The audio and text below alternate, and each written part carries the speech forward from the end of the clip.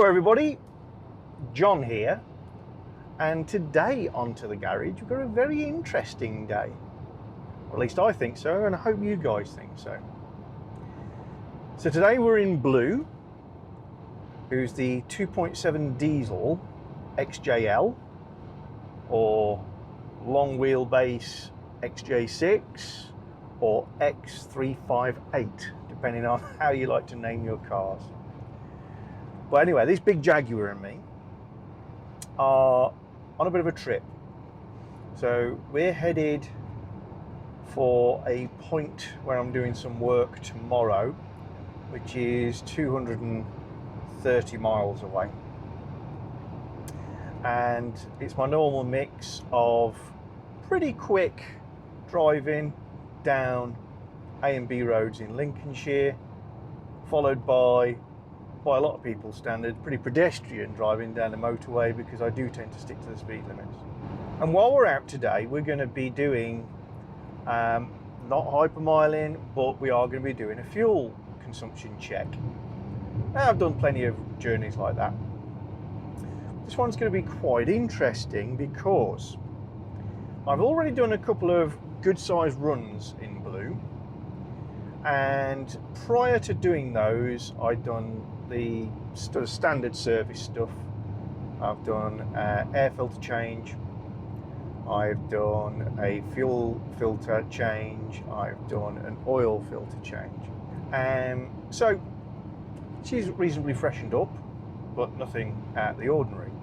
And on those runs I was able to get 42 to the gallon, which I'm pretty impressed at. I know I could have pushed it further, but like today, I needed to get where I was going. It wasn't a case of eke every last mile per gallon out of the car. Well, what's happened in the meantime that makes this extra interesting is I took the car over to my independent Jaguar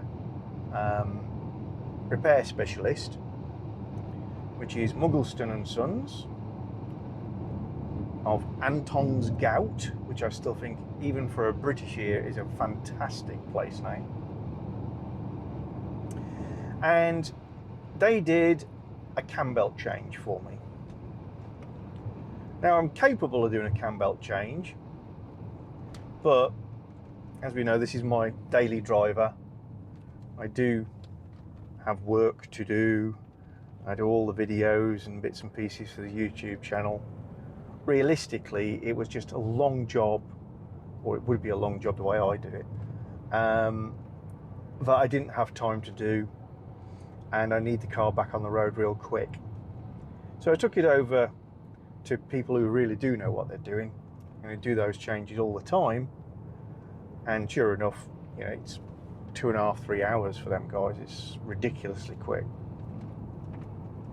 And that's in part interesting because on these engines, the Lion engine, as the belt stretches, so the car goes out of tune. It's only slight, but the phasing between the two camshafts changes. So changing a cam belt can actually give these cars a little extra pep. What I also got them to do while I was over there, and part of the reason for saying, yeah, let's give somebody else the task of doing this cam belt, is they connected it up to the TerraClean machine. That runs a special brew of fuel through the car, which is very good at dissolving carbon deposits, and essentially will clean up the injection system back to as new, or as close as its mechanical condition will allow. You may have seen, if you're a fan of wheeler dealers, the first time it came to prevalence in my eyes was probably 6 or 7 years ago now, when the guys on wheeler dealers used the same machine to clean up one of their cars to great effect. And they used to be a rare machine. Now lots of independents have got them, and it cost me £100 to have this cleaning cycle done. And immediately I took it away from them you could feel that the pickup was a little bit crisper. Now that could have been the cam belt. I sense it's the cleaning of the injection system. So what we've probably got right now is a car in absolutely standard form that is in as close to as new condition as it's going to get, engine, intake, oil system wise, without a rebuild, with all the benefits of 148,000 miles on the clock. Those benefits being it is completely and utterly run in. Its internal friction, if the engine's not been abused, will actually be lower now. Everything is fully bedded. It's as loose as it's going to get. It doesn't blow smoke. It hasn't got a lot of blow past. So realistically, for standard car, this is the ultimate test, and possibly you'll get more per gallon now than I will have done if I picked up this car as a demo car brand new. So it's really interesting. So we're right at the beginning of our journey. Just to give you the first marker point. So our first datum point is we are 6 miles into the journey. We've got an average fuel consumption of 37 miles per gallon, and I'm currently doing an instantaneous 42 to the gallon, zipping along at 50 miles an hour on some interesting A roads. I mentioned that I'd done a previous couple of economy runs with it just to get a sense of what I was getting, and I did those by a combination of the trip computer and brimming the tank and calculating the fuel consumption. I'm really rather pleased to note that the trip computer on this seems to be about 1% pessimistic, i.e. it's underreporting how well it's done to the gallon, but only by about 1%, making it not only one of the more accurate systems I've come across, but it's nice to see that they're underreporting rather than over-reporting. So for this journey, I'm going to just stick with the trip computer because at least I've got a comparative. I know that I managed 42 to the gallon on a very similar run before the cam belt was done and before the TerraClean system. I've had a fair number of questions coming in about what are my plans for this car in terms of mods and tweaks, because you all know me too well to know I won't leave well alone. Plus I dropped a bit of a hint saying that I'd got other things to do that were going to give me more miles per gallon. Some tricks up my sleeve was the phrase I used. One of them was the TerraClean. But I've got another couple of things that I want to do to this car that I'm going to leave it a few months potentially before I do them. Just really to get the real baseline, bed it in, shake it down, get rid of all the faults, and get me to a good starting position. So I'm just going to share those as concepts with you right now, and I know that some of you aren't going to like the ideas, and that's absolutely fine. And I may actually change my mind yet, but current plans. I am going to get this ECU remapped. I had a X351, so the later XJ, with the 3-litre diesel Lion engine, and that I got remapped, and the response was amazing. Yes, it gained some extra horsepower, about 30 I think, but more interestingly it gained close on 60 Newton meters of torque, which is all some cars have got. You add it to an already very torquey car and it's entertaining, let's say. And yes, I love to have a really responsive car. I love the feeling of a very torquey engine, so all that sort of good stuff I will enjoy no end. Plus the experiment of before and after. But equally, if you get a car and reveal more power and more torque, as long as you don't constantly exploit that new limit, you have potentially given it the ability to do more to the gallon. So remapping this is very much on the agenda. I also get a lot of comments about why on earth would you be worried about fuel consumption when you're driving around in Jags? They're not about that. And I agree, you know, they're not about it. If I wanted ultimate fuel consumption, then I'd probably have a Toyota. But I like cars, and I find Toyotas a little sterile, if incredibly impressive from a truly engineer quality standard. However, I think Jaguars are actually very good on fuel consumption. Plus, I do epically large mileages. Plus, I also live in the UK, where we have some of the most expensive fuel in the world, not the expensive, and it does matter. The trip I'm undertaking today will cost me about, I'm going to estimate £70 each way. And that's at 42 to the gallon. If I was doing 30 to the gallon, then it would cost me near £100 each way. It makes a difference. It does matter. I'm not rolling in money, as most of you by now know. This is a very cheap car. This cost me £3,000, making it probably the cheapest car I've bought since my 20s. And it's an XJL. So fuel consumption I find interesting, and it does matter to me. So there you go. The other thing that I've been considering, and this is probably even more contentious, and there is a moral point to this one as well, and that is an Egr Valve Delete. Now, what is that all about? Egr valves basically redirect some of the exhaust gases back into the combustion chamber, which on face value sounds a completely stupid idea.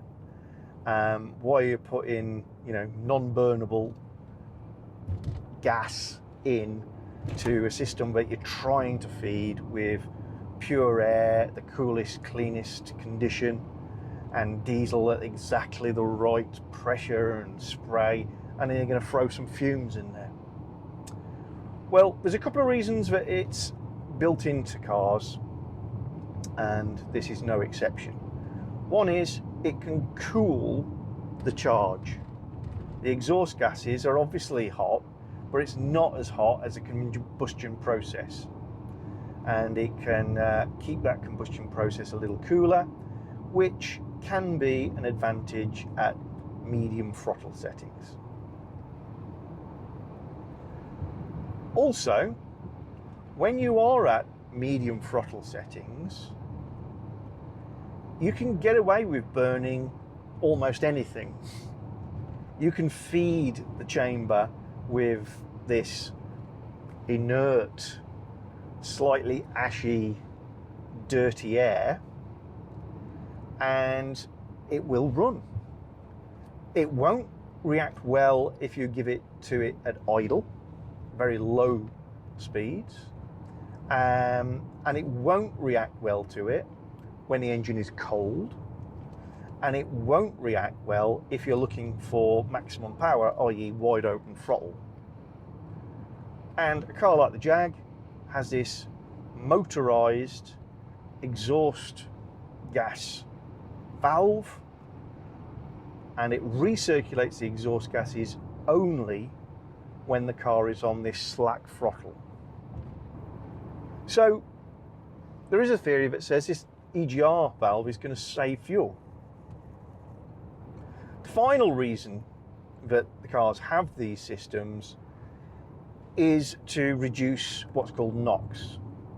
So these are gases we don't want to put back out into the atmosphere, and one of the systems that helps with that is the exhaust gas recirculation, putting some of the exhaust gases back through the combustion chamber and burning them up again, thus taking a percentage of that exhaust gas and purifying it in the fiery heat that we find inside the engine.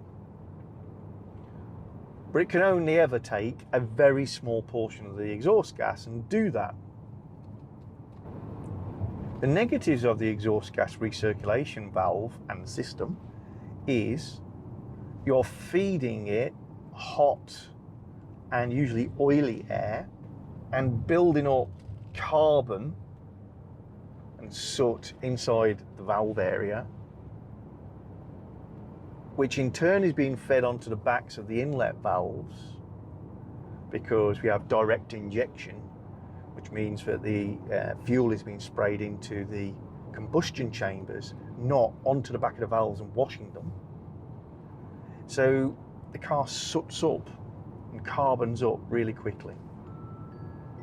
When you add the effect of the exhaust gas recirculation valve to PCV, or positive crankcase ventilation, which is the posh way of saying that you allow the engine and its vacuum to suck the warm fumes from the crankcase of the car so that you don't bust all your seals and gaskets. You've got to take that pressure out, and you put that, again, oily gas back into the car. Then you really do have a recipe that creates that nasty tarry stuff that gums everything up, and that worries so many people so much with diesel cars. Truth be known, if a diesel is larger, this is, as in engine capacity, if the diesel is used regularly for longer runs of over an hour, which this is, and if the diesel is brought up to temperature with some high-speed runs, which this always is, then that is all far less of an issue. But it's less than ideal in terms of extracting maximum power from your car. And with the positive crankcase ventilation, a lot of people will have catch cans, which basically capture all of the condensated oil from that fumey air before it goes then into the engine, or instead, i.e. it just vents to air after it's caught the oil. And yeah, if you're making a track car, then I think that's a very good idea to extract the very last morsels of power from your vehicle.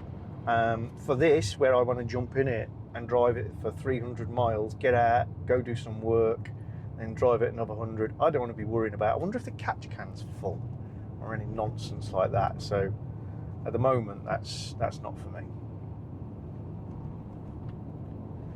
Another side effect of these basically rebreathing systems is we're then in a situation where we've got the DPF.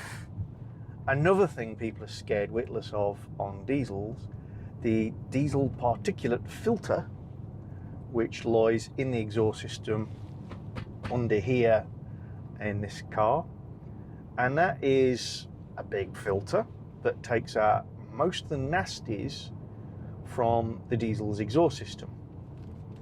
And in filtering them out, in theory it would bung itself up, but it does a thing called regenerating, and when things are when circumstances are correct, it essentially burns off all the nasties in very high temperature and incinerates them, but regenerating itself and cleaning itself. And that can be for all sorts of different methods on different cars, including injecting fuel into that system and allowing it to reignite and burn off. So yeah, if you've got an engine that's breathing exhaust gas, breathing crankcase gas, and then blowing through a DPF filter, but you're never going up to sufficient duration of drive, length of drive, temperature of drive to get that burning off system going, you're going to block your DPF filters up. So I'm happy having my DPF. I'm going to keep my positive crankcase recirculation. I am considering deleting the exhaust gas recirculation system and seeing what that does for me. If you just delete it, and there are lots of kits you can get off eBay which just replace it with a straight bit of pipe essentially, then your engine's tuning will throw up possibly error signals, but also it's not going to give you the best performance because it is literally expecting to have this exhaust gas mix thrown in at particular throttle settings. Well, by combining the idea of getting an ECU remap to reveal the maximum power from this car at the same time as doing an exhaust gas recirculation delete, we can have that programmed to allow for there is no EGR anymore. There'll be some of you out here listening to this and think, crikey, he's lost me.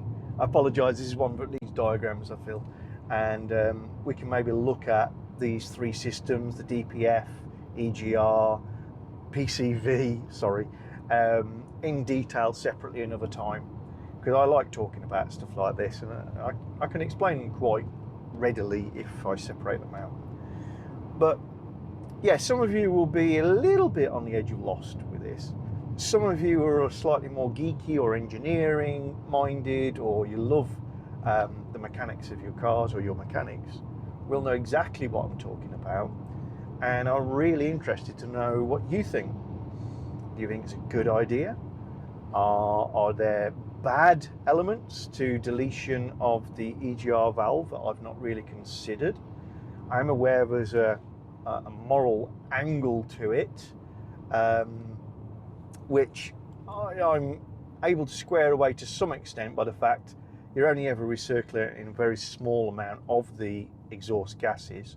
I'm already running a very clean diesel engine in the Lion, and I am doing recycling of my bit for the environment by reusing cars rather than keep buying new anyway. So there's all sorts of ways you can argue it. I also think genuinely, if you've got a badly gummed up car, them are the cars that give diesels the name of smokers. Okay, so next little milestone report. I'm just going through a town called Coningsby, for those of you who know Lincolnshire. It's a military town, it's a air-based town, and has a very famous clock tower base and only one hand. Very interesting. And where are we at with our trip computer? We are now 25 miles in. We've got average fuel consumption of 44 and an average speed of 42. And if you know Lincolnshire, you know that that's not hanging around. Just coming into Tattershall, and on horizon, hopefully you can see Tattershall Castle. Beautiful thing. Very unusual looking, even by British castle standards. We have every shape and size going. We have them all. But this one's red brick and square and tall. Most castles tend to have sort of long meandering walls, or have the sort of classic 4 turrets and 4 walls. This is essentially one enormous tower.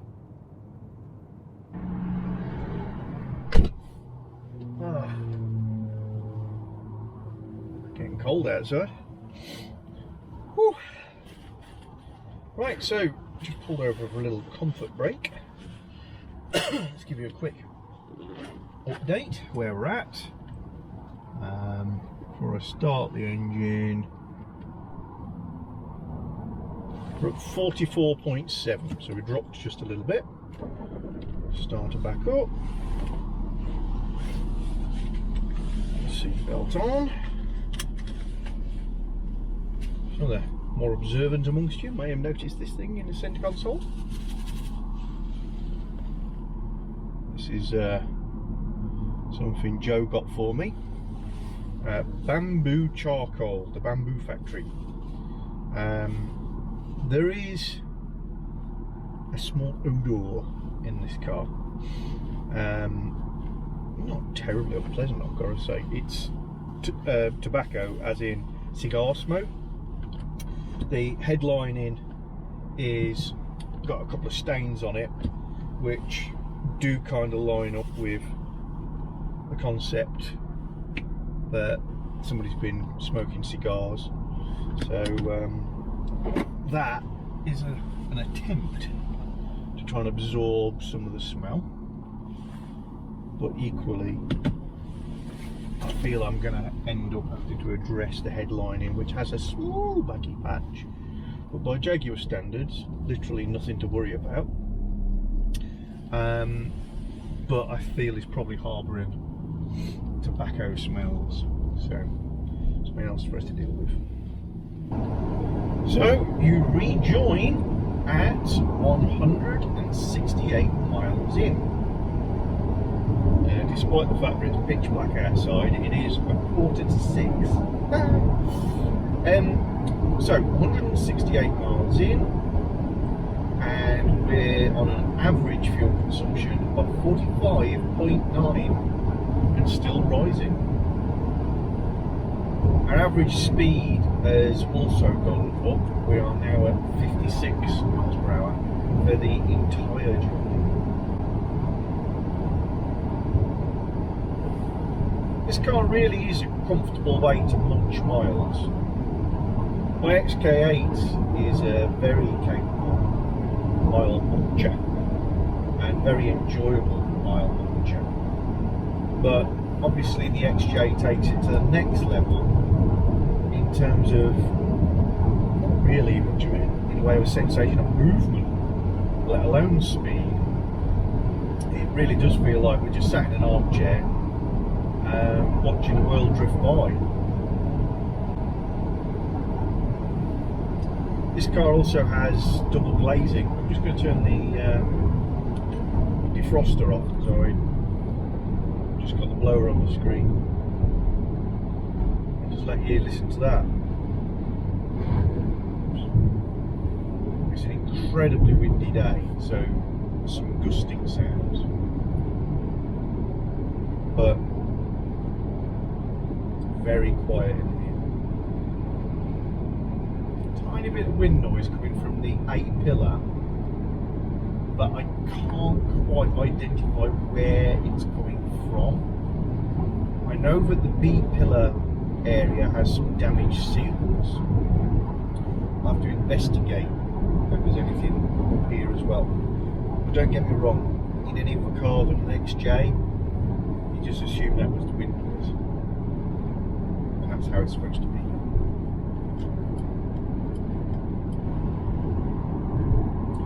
Okay, so I'm just about to leave the motorway and therefore drop the speed down some more, but we're now at an average of 46.5 mpg.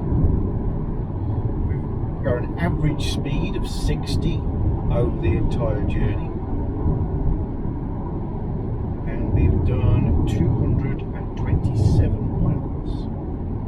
So I've got to conclude that the TerraClean has cleared up some of the carbon deposits in the injectors, and potentially that the cam belt change did improve the state of tune a little, bringing the cam pulleys back into phase. And between those two things, we've made a useful difference. So very pleased with that indeed. Very pleased with the car generally. I keep discovering little faults, but they're for another day, none of which stop me progressing. They're just irritants and details, things that I want to fix because I enjoy fixing them. But yeah, blue so far has turned out to be rather a good purchase. So hopefully you've enjoyed this, guys. I know it's a little bit of an odd one, me talking to you in the dark, but been busy, and that's a good thing at these times. So I've got to fit in little videos of whatever style we can. If you've enjoyed it, please subscribe, please give us a thumbs up, give us a comment, and we've got lots more XK8 stuff coming up soon. See you soon, guys. Bye.